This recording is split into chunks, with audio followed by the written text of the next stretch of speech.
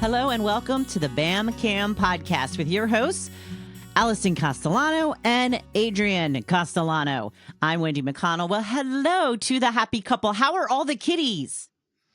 Oh, they are alive and well. A handful. And, They're a handful. Well, that's what they're known for. So yeah. Things are going just as expected. Yeah. But we are sleeping a little better. Boyd has really taken a turn and is sleeping well. And knock on wood, we have not been to the pediatrician this week.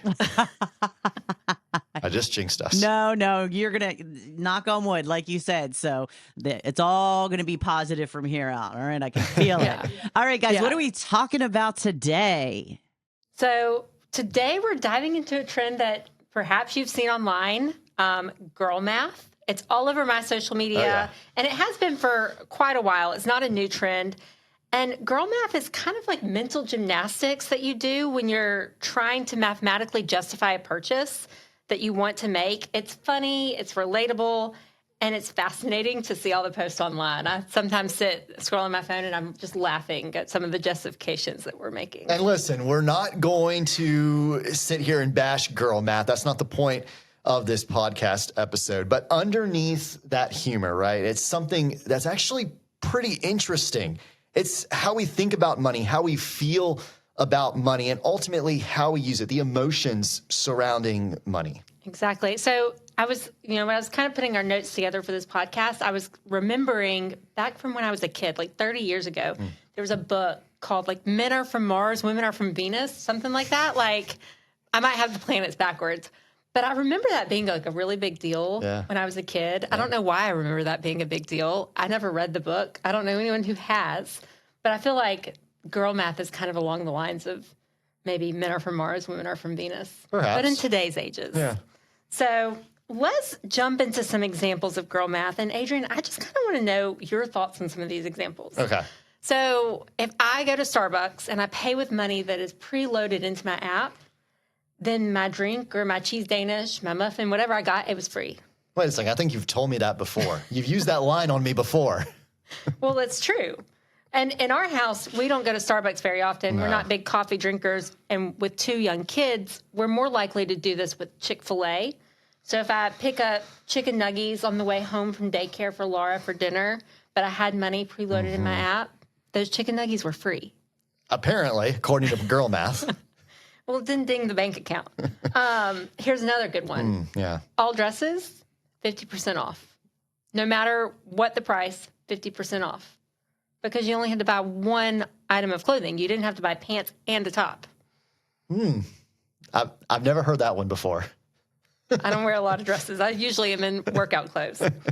How about this one? Okay. I'm going to shoot my shot here. You know I've been wanting an Oura ring. And those things are expensive. I hope Santa's listening. I hope so, too.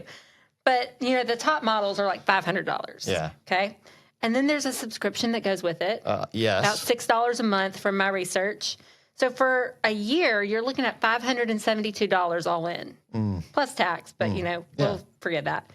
But if you wear that ring every day for a whole year, then it's only $1.57 a day. Well, when you put it like that, it's basically paying you to wear one. Yeah. When you break it down like that, why not just buy the Oura ring if it's only $1.57 per day? That's what makes girl math so funny, right? It's the blend of logic and justification that we've all done at some point. It's what we tell ourselves to make it all make sense. Yeah. And it's not just girls. Everyone is guilty of doing this in some way. We just finally have a catchy name for it. It's kind of like blonde jokes that used to be a thing back in the day. And it's trendy online because people, guys and girls alike, hear these examples and think, wait, I do that too. Yeah. So to be fair, there is some truth buried in those examples. It's that cost per use logic, just like the Oura ring example. It isn't totally wrong. If you truly use something, right, every day and it adds value to your life, you are getting your money's worth out of it. Yeah. I've seen people do that cost per use example with fancy ice makers and Dyson hair dryers. What are they called? Dyson air wraps. Is that what you have? No, I don't have you have the base version. I have a dupe. Okay. But I love my hair dryer. But this brings us to such an interesting point. Even though the math is technically correct, what really matters is the why behind the purchase. Does it truly fit your lifestyle and your values? Or is it impulse and comparison driven? Because that's where girl math could get you in trouble. Yeah, it definitely could. It's less about whether the math works out and much more about whether it matches your priorities. At Eater Financial Wellness, we talk about aligning your spending with your values. So instead of asking, can I afford this? Or what's the cost per day? Try asking, does this actually add value to my life? Or is this helping me live the kind of life I want to live? Great questions to ask. Money is emotional, and every dollar you spend should be a reflection of what you care about. And so when your spending lines up with your values, you don't have to justify it with this mental gymnastics, girl math, because you already know that purchase was worth it. So basically, what you're saying is that girl math is just the surface, but underneath it's really our relationship with money. Exactly. So think about the last purchase you made that felt really good. It might not have been the cheapest option, but it fit your life. Maybe it gave you time back, reduced stress, or created memories with your family. That's value-based spending. I'm having a tough time figuring out what the last thing I bought was that actually...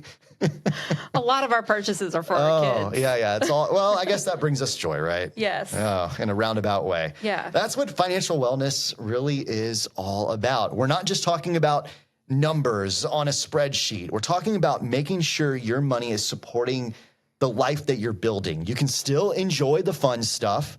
You can still buy the coffee, that dress that's better than buying a shirt and pants, right? 50% off. Even the Aura ring.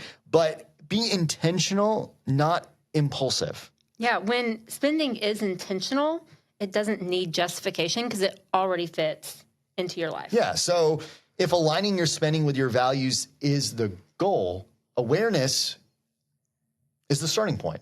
Exactly. Awareness is key. Most of us make dozens of money decisions each week, maybe even each day, and we don't even realize it. A quick trip to Target, a mobile order from Chick-fil-A, something that we needed on Amazon. Yeah. They're all tiny moments of spending that add up.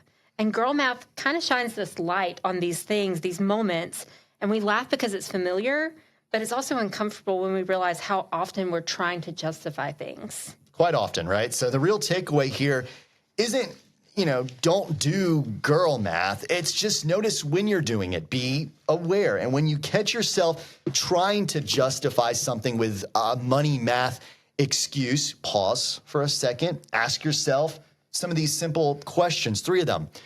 First off, why am I buying this, right? And then number 2, how does it make me feel?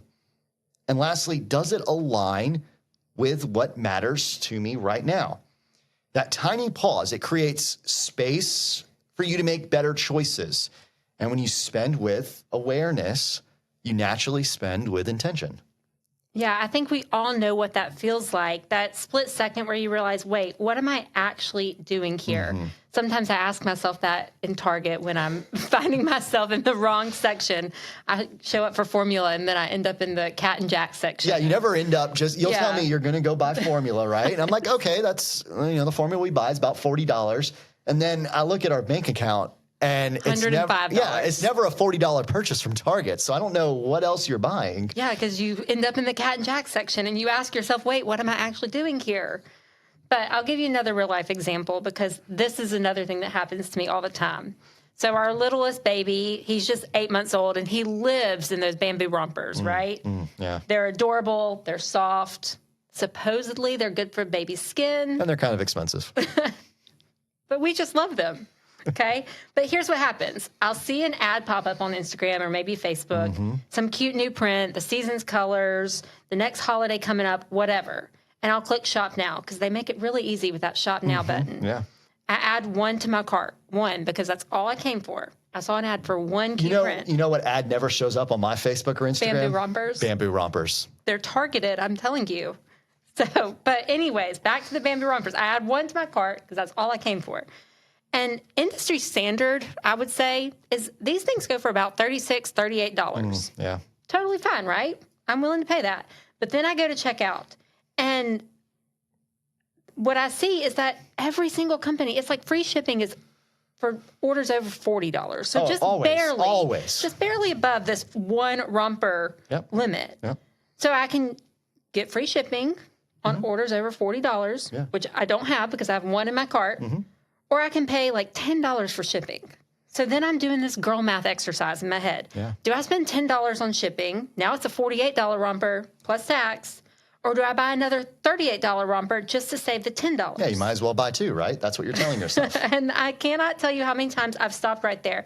Not because of the rompers, but because that tiny pause made me think, why am I buying this right now? Yeah. Do I actually want this one? Or am I letting the shipping policy talk me into something I don't really want or need? Yeah. It creates just enough friction to bring awareness back to the moment. And you know, Boyd, our youngest, he's a spitter-upper. So you buy him that $38 romper, and after one wear, there's already a stain on it. But we love him, and he looks cute. He's great. He'll get past that phase. Yes. Yeah, so you come for one thing, and suddenly your brain is like, but wait, if I spend more, I'm actually saving. If I buy two, I'm saving money. Yeah, because it feels like you're saving money. I didn't pay for shipping. So it makes sense, right? Instead of it being, no, it doesn't make sense, but you know. But that's why this is so relatable and so funny, because we've all been there. Yeah. Sometimes I buy one romper. Sometimes I throw in some extra pajamas for our toddler. And sometimes, more often than not, whether you like to believe me, I simply close the tab. But the decision is intentional and not impulsive. You know, I'm gonna have to figure out your Facebook algorithm and kind of tweak it a little bit so that you start getting some ads that aren't rompers. Please, because they are so cute and so targeted. You know, the heart of the conversation really is this: you don't have to avoid the fun purchases. You're allowed to have fun. We say that all the time. We sit here and we sometimes sound like we're lecturing, right? But we're not. We want you to have fun. We want you to live life. You just need those tiny awareness checkpoints so you're making choices on purpose. Yeah. So now that we've laughed at girl math and talked about awareness, let's talk about what to do with that awareness, because girl math really was never the problem. Yeah, you can actually use girl math to your advantage, as crazy as that sounds. The same mental shortcuts we use to justify spending can also help us build healthy spending habits. So today we're turning girl math into good math. Let's talk about 3 simple steps that anyone can follow. First up, pay yourself first, automatically. This is something that I always heard growing up from my parents. They talked about paying themselves first. I remember that phrase long before I ever had a paycheck. Yeah. It was just part of their language around money, almost like a rule of life. Before bills, before spending, before anything fun, they saved. Every month, no exceptions. And what I didn't realize back then when I was younger was how powerful that habit really was. Because paying yourself first isn't just about saving money, it's about building discipline. And discipline is where financial confidence really comes from. Yes. They weren't using girl math. They weren't trying to justify their spending or talk themselves into saving. They made it automatic. They made it a priority. And they let time do the heavy lifting. Yeah. Discipline and time. Those are the real compounding forces. It's not, about perfect math or perfect timing. It's just about consistency and building those healthy spending habits. Yeah. And the beauty of paying yourself first is it removes any emotional tug of war with your money. You don't have to decide every month whether you're going to save, because that decision has already been made. And you don't have to wonder if you're responsible enough, because the responsible thing has already happened behind the scenes. Yeah, you don't have to girl math your way into saving money. It's already done. All your other spending becomes more relaxed and intentional because you're already taking care of that future you. Yeah. Okay, so now that we've talked about the first step, paying yourself first, let's talk about second step. Create a fun fund. It's hard to say. Yeah, it is hard to say. Fun fund. But I really like this one. And actually, growing up, my Mimi called this mad money. That's easier to say. Yeah, it is easier to say. But it's exactly what it sounds like. A fun fund is a dedicated bucket of money that's just for joy. Coffee runs, or in our house, we do loaded teas. I love how you always say coffee runs. We never. It's such a good example, but we're not coffee We never drinkers. Drink coffee, ever. We do drink loaded teas, though. I guess other people. Bamboo rompers, that Aura ring, the 50% off dress, whatever it is that brings you joy. And I know we talk a lot about the importance of an emergency fund, because that is a foundational piece of financial wellness. It gives you security, stability, breathing room when life throws you curveballs, and it will throw you curveballs. But you know what keeps you motivated and emotionally balanced? Your fun fund. A fun fund. Yep. It's like the emotional counterpart to the emergency fund. One protects your future, right? The other gives you joy in the present. And both matter, of course. When you intentionally set aside money for fun, you no longer have to bargain with yourself or make excuses to justify every purchase with girl math. You know that's what the fun fund is for. And when it's built into the plan, you don't have to feel all out of control. You can actually feel more empowered with your purchases. Yeah. And I promise you there won't be a guilt spiral that happens afterward because the spending fit within your system. So you get to enjoy the things you want without solving any mental math equation. Yeah. Yeah. When you assign your money a job, it fulfills its role. Okay. Your emergency fund's job is to be there when something crazy happens, life happens, your car breaks down. Maybe that's happening today. Yeah, sometimes. And then your fun fund, its job is to just give you that guilt-free joy for some fun purchases. Yeah. Okay. So now we're on to our third and final step. Use girl math on purpose. Okay. So if we're going to be doing emotional math anyways, let's make it work for us and not against us. I'll admit that I girl math some things in some funny ways. Yeah. If I pay from the Starbucks app, it's free, or Chick-fil-A app, whatever it is, it's free. Yeah. If I pay with money already in my Venmo, that's free. That's a good one. I like that one. Yeah, it's free. It doesn't hit my bank account. If I pay with cash, it's free because my bank account, again, didn't change. We all do this. We know it's not logical, even though it feels logical in the moment. So why not aim that instinct towards something that actually benefits you? Yeah. If you want to talk about something that actually is kind of free, it's your employer match. If your employer matches your 401k contribution, it's literally free money. Not Starbucks app free, not Venmo free, not cash that's in your wallet that doesn't actually count free. It actually is free. Right. We encourage clients all the time to contribute enough to earn all of that employer match. Yes. Not doing so would be silly. You're just throwing away your money. You're just losing money. Yeah. You can use that girl math logic in other ways too. For example, we meal prep at home. If we meal prep this week, we can enjoy a meal out, say on Friday or Saturday. Well, not Saturday because we have kids. It would have to be Friday while the kids are in school. Yeah. But this is something we do in our house. We plan out our meals. We even plan for leftovers. That's something we didn't used to do, but now we do. So that we can enjoy a couple of meals out each week guilt-free. We didn't blow our budget by eating out every night because it was convenient. So the same mental math, but now it's supporting our goals and not sabotaging them. Major props here to Allison. When we first met, she would not do leftovers at all, ever. I hated leftovers. And now I kind of like them. We found the meals that work. Some meals make good leftovers. Other meals, they're good the night of. And after that, you just got to get rid of them. And we probably 2-3 times a week, we're doing leftovers. Yeah. So what we're saying here is we're not eliminating fun. We're just, living. We're not on a rigid budget. No. We're just redirecting natural instincts so that the habits align with the life that we want to live. Exactly. And when you put these 3 steps together, paying yourself first, building enjoy with a fun fund or with mad money, and using girl math on purpose, you create a balance between discipline and enjoyment, between future goals and present joy. Yeah. And between emotional spending and intentional spending. Yeah. And that's what we want for everyone. It's not perfection. It's just awareness and alignment. Yeah. So girl math isn't the enemy. That's not what we're trying to say. In fact, it actually might be one of the best mirrors, one of the best tools we have into how emotional money really acts, how emotional it really is for all of us. And when you understand those emotions, when you can kind of capture those, that's when you're in the driver's seat. Exactly. So for everyone listening, the point isn't to stop doing girl math. It's to notice when you're doing it, laugh about it, and then make choices that actually support the life you want.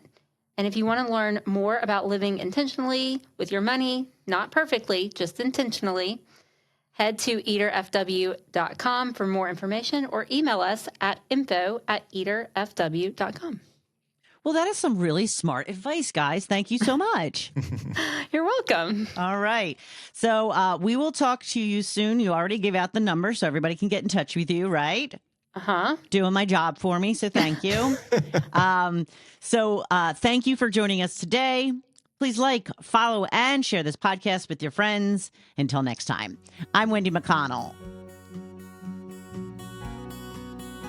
Thank you for listening to the BAMCAM podcast with Jack Burnett and Alison Castellano from Eater Financial Wellness, a financial advisory practice at RFG Advisory. To get in touch with us, visit today's show notes or go to our website at www.eaterfinancialwellness.com. That's ITER financialwellness.com. And please click the follow button to be notified when new episodes become available.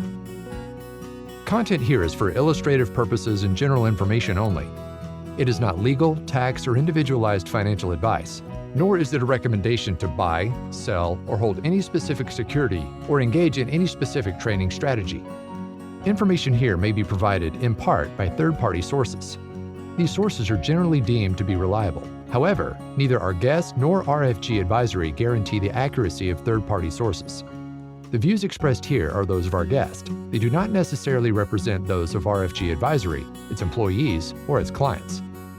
This commentary should not be regarded as a description of advisory services provided by RFG Advisory or performance returns of any client. The views reflected in the commentary are subject to change at any time without notice. Securities offered by registered representatives of Private Client Services, member FINRA SIPC. Advisory services offered by investment advisory representatives of RFG Advisory, LLC, RFG Advisory or RFG, a registered investment advisor. Private Client Services and RFG Advisory are unaffiliated entities. Advisory services are only offered to clients or prospective clients where RFG Advisory and its representatives are properly licensed or exempt from licensure. No advisory services may be rendered by RFG Advisory unless a client agreement is in place. RFG Advisory is an SEC-registered investment advisor. SEC registration does not constitute an endorsement of RFG by the Commission, nor does it indicate that RFG or any associated investment advisory representative has attained a particular level of skill or ability.